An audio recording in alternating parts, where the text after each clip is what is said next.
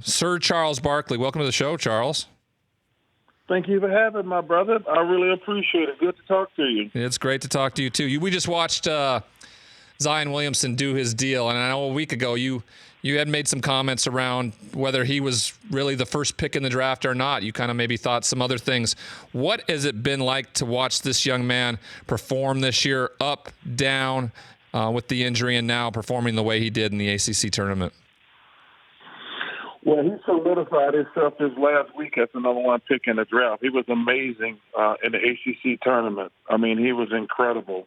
It's been a pleasure to watch. He is just a fantastic. And people try to compare him to me, and I said, no, he's a lot more explosive.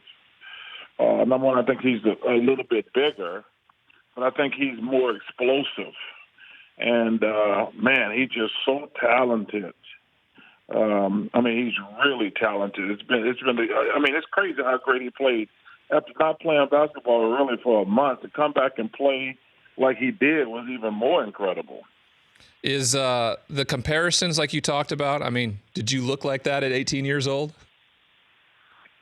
I didn't look like that when I was 28.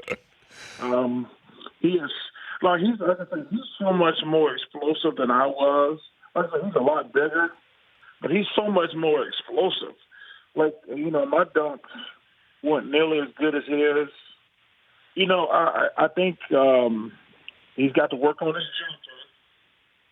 jumper because at the next level, he's going to play against some. It's going to be interesting on him in the pros, and I'm not sure if he's a 3 or a 4.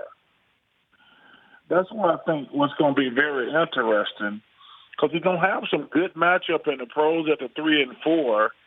It's not going to be easy for him. Now they're not going to be. He's not going to be easy for them either. But it's going to be interesting when he gets to the pros what position they try to play him at. Yeah, I'm interested to see how that plays out too, because it's really, as you've taught a lot of us, and when we watch the NBA, it's all about matchups. And speaking of that, I kind of wanted to get into a little bit of the optics last night with LeBron and being distancing himself from the team during these are things that we shouldn't even be talking about right now. This is a team that's not going to be in the playoffs yet because of who he is and the conversation that's always surrounding him. Again, there's something that we have to talk about LeBron James and what the problem is in Los Angeles. Well, number one, LeBron's not the problem in L.A., obviously. But, the Lakers screwed this thing up from the beginning when they brought in all those old guys to go with those young guys. You can't be like because I said this at the beginning of the season. Are they trying to make the playoffs, or are they trying to develop these young kids? You can't do both. You got to see who we want to keep going forward, or are we trying to make the playoffs when we bring in all these old guys? So the Lakers screwed that up from the beginning. As far as the thing, him sitting on the bench, it was not a good look. But and LeBron knows there's a double standard, Ryan, when you win against losing. I used to talk to Allen Iverson, who's one of the greats. Could people complain about him not practicing and things like that? And I said, man, you do know when you wasn't practicing, y'all were making it to the finals or going deep in the playoffs, they didn't care. But as soon as the team started losing, they're going to crush you. That's just how this thing is, Ryan. People, they're going to take shots at you when you're not winning. It's nothing personal. These guys have to have something to talk about on the TV for 3 or 4 hours every day. Like I say, I guarantee if the Lakers were the number 1 seed or the number 2 seed, nobody would have said anything about LeBron sitting by himself. I agree. But it did not look good. But it didn't look good because they're losing, plain and simple. Why do you think it is imperative as a culture or around organizations and leagues that we try to compare the greatest of all time?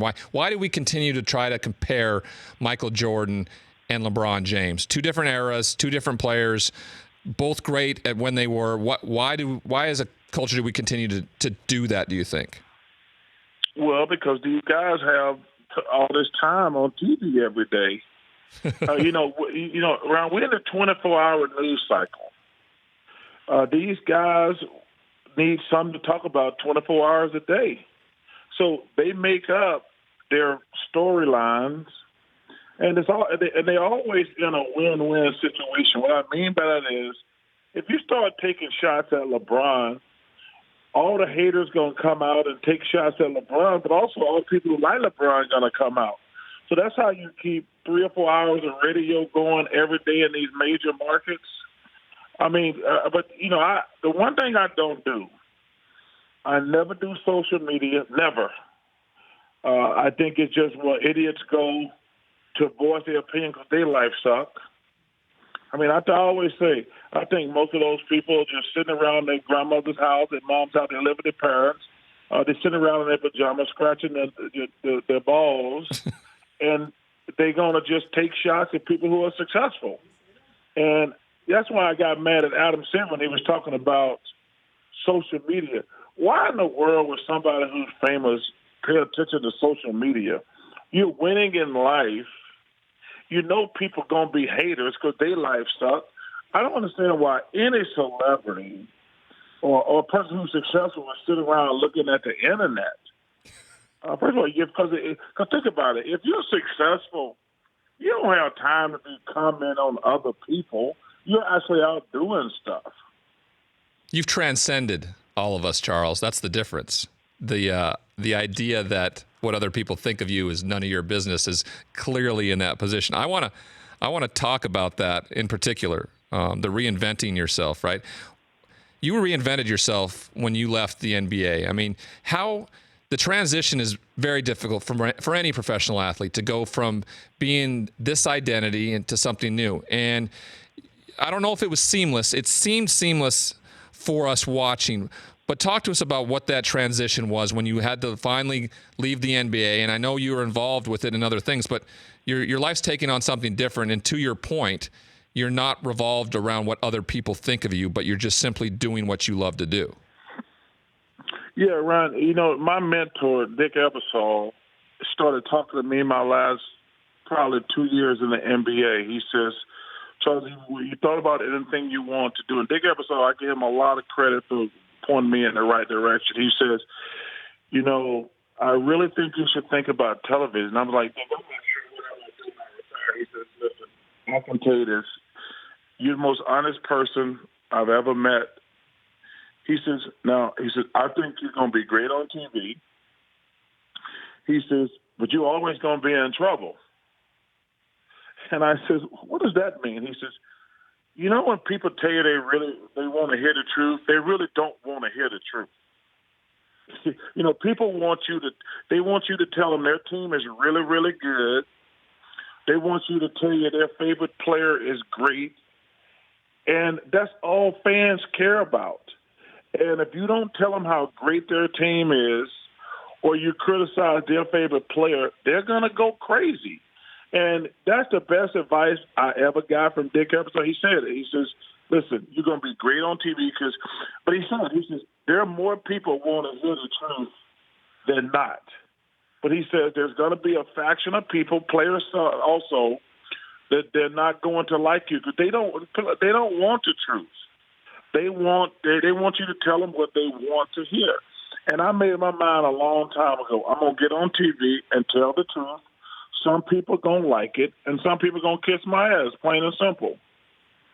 Well, it's been very inspiring for me, for somebody who's always struggled with trying to be transparent, and now with that platform being able to do so. I want to transition a little bit here to the NCAA thing. So you and I were talking the other day about how you kind of get sequestered here for the next 18 to 21 days and just upload the NCAA bracket, all the teams that are being a part of it, and you go right from the NBA to really not following the NCAA until you get into this mix. Do they just close the doors on you for the next 21 days and hold you in there, feed you, and put you on TV? Well, Ryan, I have watched probably 3 basketball games a day for the last 2 months, and we get a written report every week on every college conference. I mean, it's a lot of homework. And I don't always get the names or everything right, but the basketball is easy. Like my mind, when you're watching college basketball, I talk about the coaches that can't coach. I don't say it on TV, But when I'm talking to Clark and Steph and Kenny and Ernie and Greg, I'm saying, like, these guys can't coach a lick. Because what I have noticed, these coaches make no in-game adjustments. Like, some of these coaches are great, and they are. But some of these coaches, I'm saying, like, this guy can't coach. He only wins because he has talent. And that's why you see, I love watching the strategy of the game because you can see who can. Like in an NBA game, in a series, from game 1 to game 4, there's so many adjustments back and forth. Like, you can find out who can really coach and who can really play. And so March Madness is pretty easy. Like, I like the matchups. I love to see the team. Like, one team is obviously, like, a lot of teams, like, okay, they might be a lot better.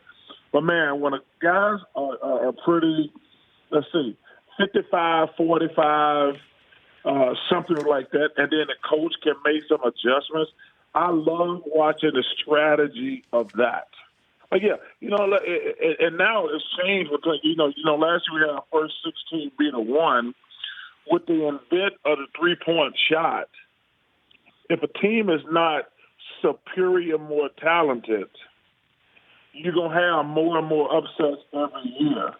Because the 3-point shot, you get a bunch of guys who can shoot threes, and you get a team that's like don't have a Zion or Barrett or Reddish. Like, now we got now we're going to have some upset. And that's, to me, the best thing about March Madness. I love to see the good coaches make adjustments, and it's awesome to watch. But I make fun of the coaches who can't coach.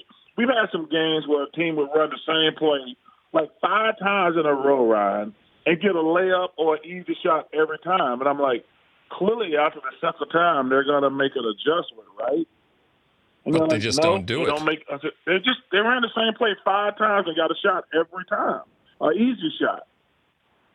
So your alma mater yesterday comes through for the SEC by dominating the Tennessee Volunteers. Get a 5 seed, open up against New Mexico State. What team or teams do you think has the best chance at winning this national championship? Is there a handful of teams, or can you narrow it down to a few that you really think have only got a real shot? Well, Duke is a prohibitive favorite.